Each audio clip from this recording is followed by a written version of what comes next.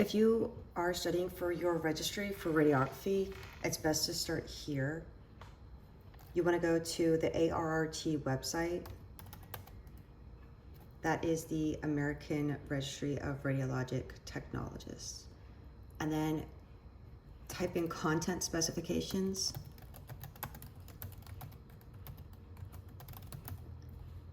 This will take you directly to their website, and what this is going to do is it gives you a breakdown of exactly everything that's going to be on the test.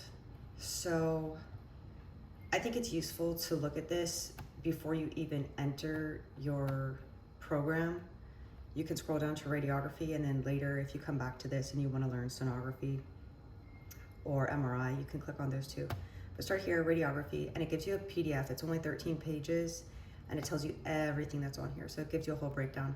I'm going to read this out loud, just all of the different information, because I am an oral learner, so I learn by listening and by speaking. So listening and talking about the topics helps me learn. If you're a visual learner, this will probably not help you at all. So I'm just gonna read all of these out loud, all of these topics in order. I like to have a physical copy. And that way, as you go through your education, these topics ought to ring a bell at the bare minimum. So this will help you know what to focus on, because we learn so much in our program, and very little of it is going to be something that you use on a day-to-day basis, or that is going to end up on your registry. That's not to say that information isn't important. You just need to know for when it's relevant. I had a professor that would always say, it's nice to know, not need to know. So everything on here, you need to know. A lot of the other things that you might learn in your education could possibly be nice to know, but everything here is absolutely need to know. Here's the breakdown. It's only 4 topics. The first one is patient care. And you're gonna get 33 questions in patient care, 50 questions in safety, 51 questions in image production, and 66 in procedures, and a total of 200 questions. 30 of those questions are going to be unscored pilot questions. They're just gauging your knowledge because they want to see how well you understand certain topics that may be implemented in the next year's test. Patient care. 1, patient interactions and management, ethical and legal aspects, patient's rights and consent. Know the difference between informed consent, oral consent, and implied consent. Confidentiality and HIPAA, that is Health Information Portability and Accountability Act. American Hospital Association, AHA, patient care partnership, patient's bill of rights. Privacy, extent of care, e.g. DNR, that's do not resuscitate. Access to information, living will, healthcare proxy, advanced directives, research participation. Legal issues, verification, e.g. patient identification. Most facilities want you to use 2 forms of patient ID, so typically full name and birthday work fine. Compare order to clinical indication. Common terminology, e.g. battery, negligence, malpractice, and beneficence. Just review tort law and you'll be good on that. Legal doctrines, respondeat superior and res ipsa loquitur. Restraints versus positioning aids used to eliminate motion artifact. Manipulation of electronic data. Exposure indicator, processing algorithm, brightness and contrast. Cropping or masking off anatomy. Documentation, changes to order and medical event. ARRT standards of ethics, interpersonal communication, modes of communication, verbal versus written and nonverbal, such as eye contact and touching. Challenges in communication, interactions with others, language barriers, cultural and social factors, physical, sensory, or cognitive impairments, age, emotional status, and acceptance of condition, like their stages of grief. Explanation of medical terms, strategies to improve understanding, patient education. Explanation of current procedure. The purpose of the procedure, length of time, and the radiation dose. Pre- and post-examination instructions. Preparation, diet, medication, and discharge instructions. Respond to inquiries about other imaging modalities. Dose differences, types of radiation, and patient preps. Ergonomics and monitoring.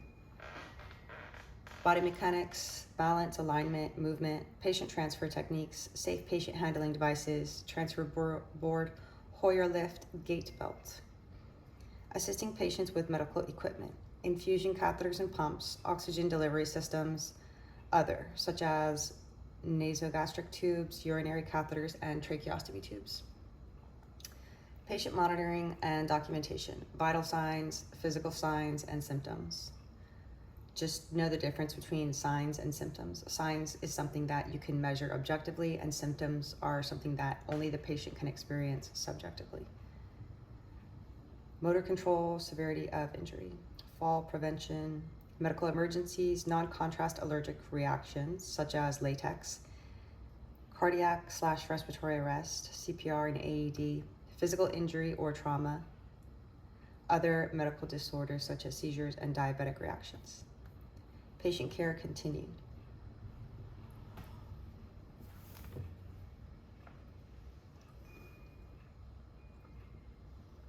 Infection control, chain of infection, the cycle of infection.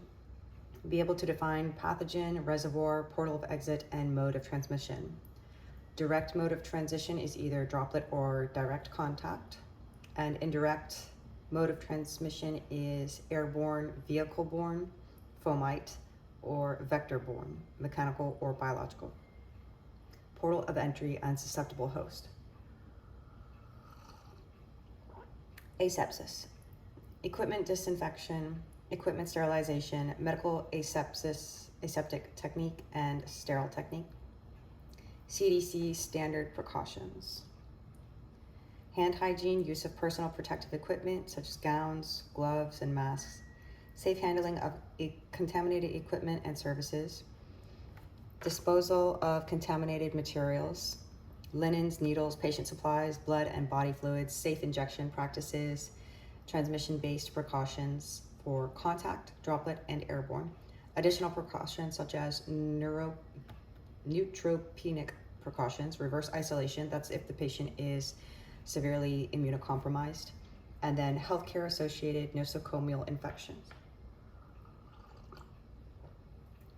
Handling and disposal of toxic or hazardous material. Types of materials, chemicals or chemotherapy. Safety data sheet, material safety data sheet. Pharmacology, patient history, medication reconciliation, current medications, pre-medications, contraindications, scheduling and sequencing of examinations. You'll have some questions like this if a patient has a barium enema scheduled and then they also are coming in for, I don't know, like a pelvis x-ray. You're gonna wanna do the pelvis x-ray first before doing the barium enema, because the barium will remain in their bowels. So when you take the x-ray, it could obscure some things. So you might get some questions about that, the sequencing of examinations. Administration, routes such as IV, oral, supplies, enema kits, needles, procedural techniques, venipuncture, contrast media dose calculation, contrast media types and properties, such as iodinated, water-soluble, barium, ionic versus non-ionic. Appropriateness of contrast media to examination. Patient condition, such as perforated bowel. Yeah, so you wouldn't give anybody a barium exam if you suspect a perforated bowel.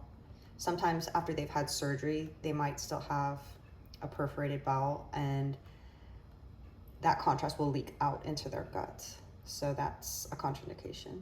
Patient age and weight, laboratory values, BUN, creatinine, and EGFR. Complications, reactions, local effects, extravasation, infiltration, phlebitis, systemic effects, mild, moderate, severe, emergency medications, radiographer's response, and documentation.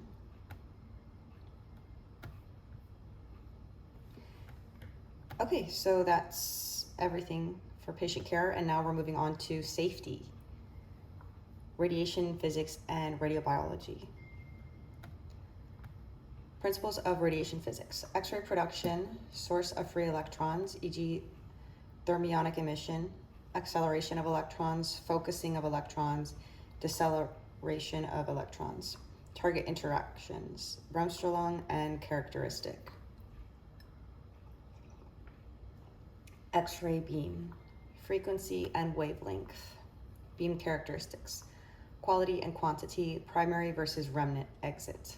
Inverse square law, fundamental properties, travel in straight lines, ionized matter, photon interactions with matter, photoelectric, Compton, coherent, classical, attenuation by various tissues, thickness of body part, type of tissue, and the atomic number. Biological effects of radiation, SI units of measurement. Absorbed dose, dose equivalent, exposure, effective dose, and ARRT. Radiosensitivity, dose response relationships, relative tissue radiosensitivities, LET, RBE, cell survival and recovery, oxygen effects, somatic cells, tissue, eye, thyroid, breast, skin, marrow, gonad. They just want you to understand the radiosensitivity of different types of tissue within the body. Embryo and fetus, carcinogenesis, early versus late or acute versus chronic, deterministic tissue reactions versus stochastic, short-term versus long-term exposure, acute radiation syndromes, hemopoietic, gastrointestinal, central nervous system. Safety continued. Radiation protection. Minimizing patient exposure. Exposure factors. KVP and mass. Automatic exposure control, AEC. Beam restriction. Purpose of primary beam restriction. Types, e.g. collimators. Patient considerations. Positioning, communication, pediatric, morbid obesity. Filtration. Effect on skin and organ exposure. Effect on average beam energy. NCRP recommendations. Minimum filtration in useful beam. Radiographic dose documentation, image receptors, grids, fluoroscopy, pulsed exposure factors, grids, positioning, fluoroscopy time, automatic brightness control, ABC, or automatic exposure rate control, AERC. Receptor positioning, magnification mode, ARRT display, last image hold, dose or time documentation, minimum source to skin distance. Dose area product, DAP meter.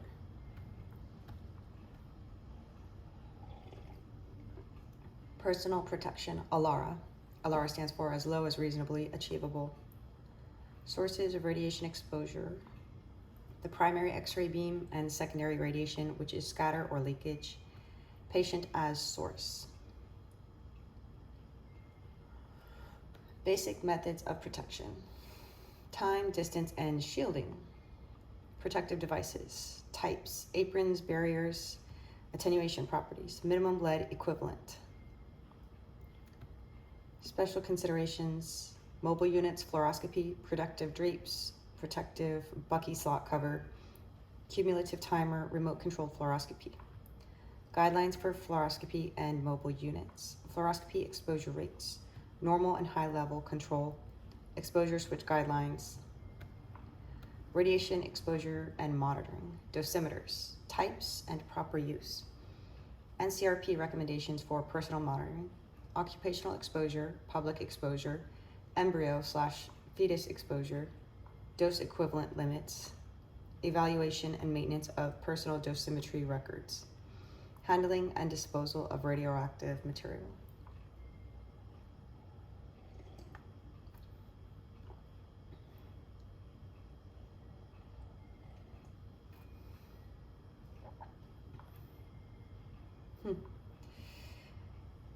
right, next section. This is section 3 out of 4, image production, image acquisition and evaluation, factors affecting radiographic quality.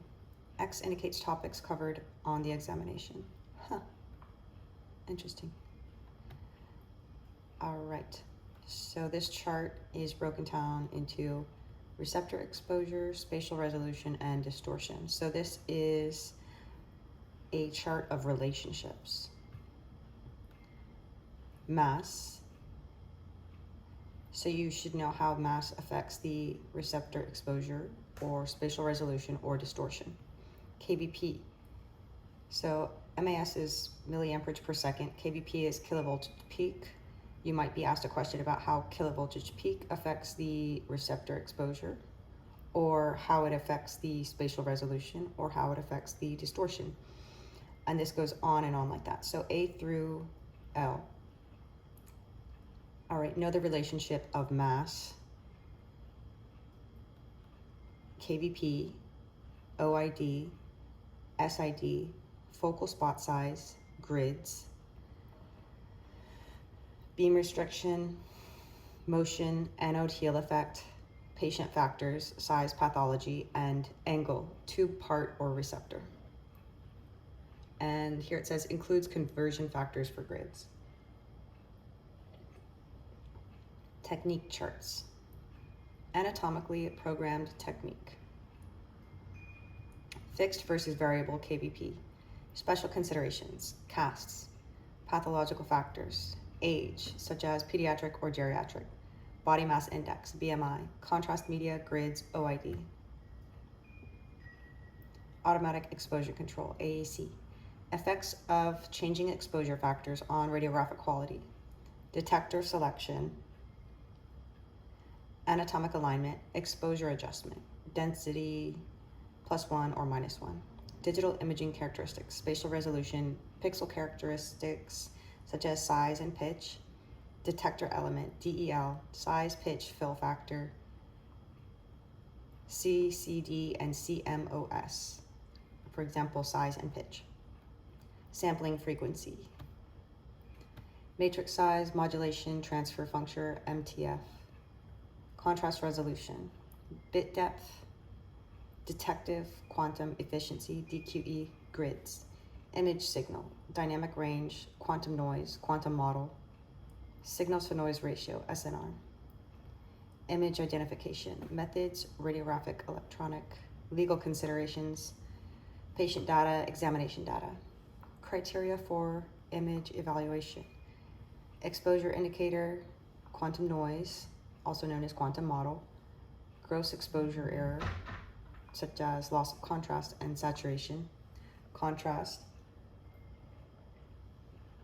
spatial resolution, distortion, such as the size and shape, identification markers, anatomical side, patient date, image artifacts, and radiation fog.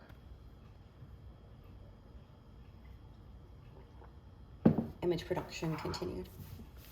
Equipment operation and quality assurance. Imaging equipment, X-ray generator, transformers, and rectification system. Basic principles, phase, pulse, and frequency, tube loading. Components of radiographic unit, fixed or mobile. Operating console. X-ray tube construction, electron source, target materials, induction motor, filtration. Automatic exposure control, AEC, radiation detectors, backup timer, exposure adjustment, such as the density +1 or -1. Minimum response time, manual exposure controls, image receptors, computed tomography, plate photostimulable phosphor, PSP, and plate reader. Digital radiography, direct conversion, indirect conversion, amorphous silicone, charge coupled device, complementary metal oxide semiconductor, beam restriction, components of fluoroscopic unit, fixed or mobile, image receptors, image intensifier, flat panel, viewing systems, recording systems, automatic brightness control, ABC, or automatic exposure rate control, AERC, magnification mode, and table. Accessories, stationary grids, Bucky assembly, compensating filters. Image processing and display. Raw data, also known as pre-processing. Analog to digital converter, ADC. Quantization, corrections such as rescaling, flat fielding, dead pixel correction, and histogram. Corrected data for processing, grayscale, edge enhancement, equalization, smoothing.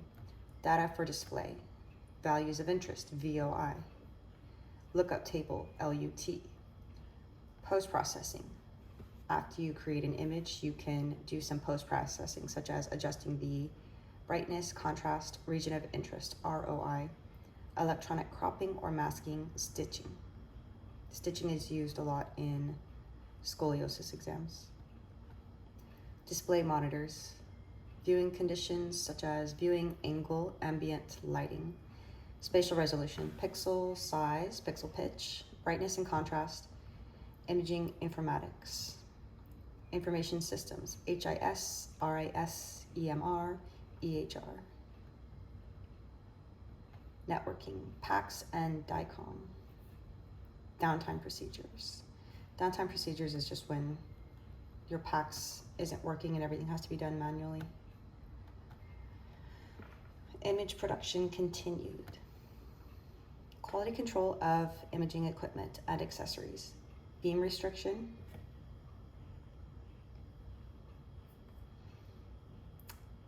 Light field to radiation, field alignment, central ray alignment,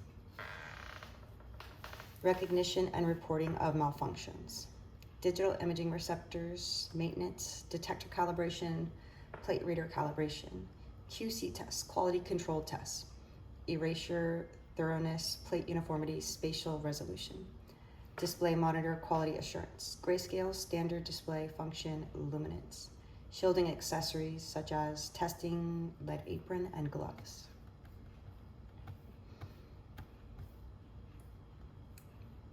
So this is the final section. The fourth section is procedures. All right, let's see. This section addresses imaging procedures for the anatomic regions listed below.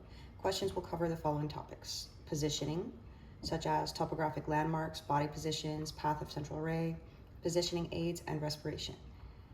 2, anatomy, including physiology, basic pathology, related medical terminology. 3, procedure adaptation, body habitus, body mass index, trauma, pathology, age, limited mobility. And 4, evaluation of displayed anatomical structures, such as patient positioning, tube, part, image, receptor, alignment.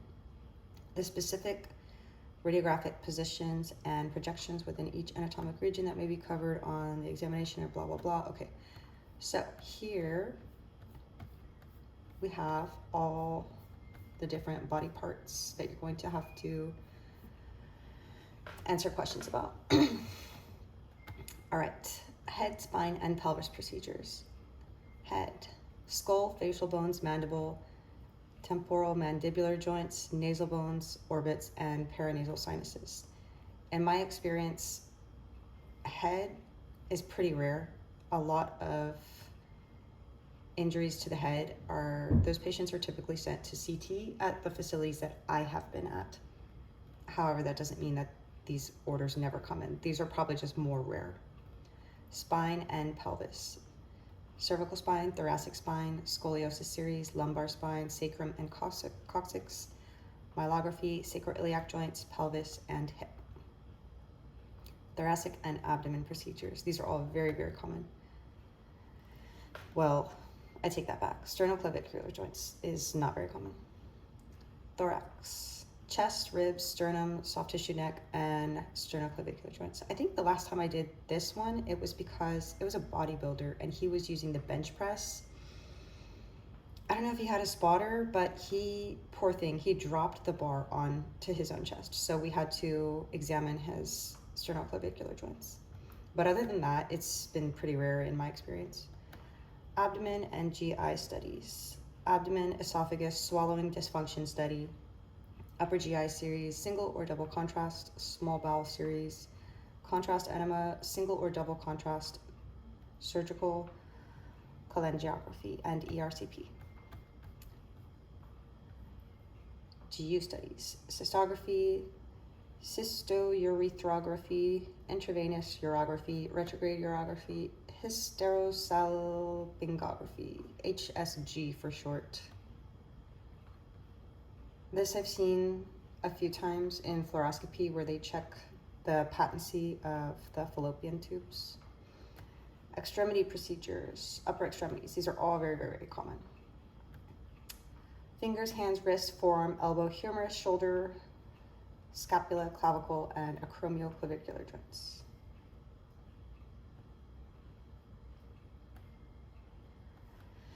Lower extremities, toes, foot, calcaneus, ankle, tib fib, knee, patella, femur, long bone measurements. Other, bone age, bone survey, metastatic or non-accidental trauma. That's a nice way of saying child abuse. Non-accidental trauma, or NAT. Arthrography. And here is attachment A, radiographic positions and projections. Okay, I don't think I'm gonna read through this. This should be, this is just an appendix, I guess, an attachment for all the different names and nicknames for the exams that you're going to do, such as like a Mortis or Caldwell, Waters. Those projections are named after the person who kind of discovered it or invented that projection or that technique, like a Judet method.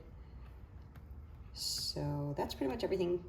You can read through these attachments if that helps you. And then we have positioning terminology. Lying down is supine, prone, decubitus, or recumbent. Erect or upright, anterior position, posterior position. A definition of view, position, or projection. This is common terminology. LAO, RAO, left posterior oblique, LPO, or right posterior oblique, RPO. Lateral rotation, medial rotation, and then a cute little diagram here. So that is all 13 pages of this. If you can just read through all that and familiarize yourself with those terms, then that will help you in your studies to kind of give you like a red flag whenever you're reading through your textbook about what is super important. Like if you hear about safety data sheet, okay, that should ring a bell that you need to focus on that. Or oral and IV routes. That's something that you should focus on, because these are the topics that 100% will be on the test. So there's no question about it if you need to focus on that. You do need to focus on all of these because there's a high likelihood that all of these topics will be on the test. So also, if you want, you could just make a little outline to study off of about like legal issues and know like the definition of negligence and beneficence. That could also help you, but for sure, just know what's on the content specifications, and that will help you to pass your registry.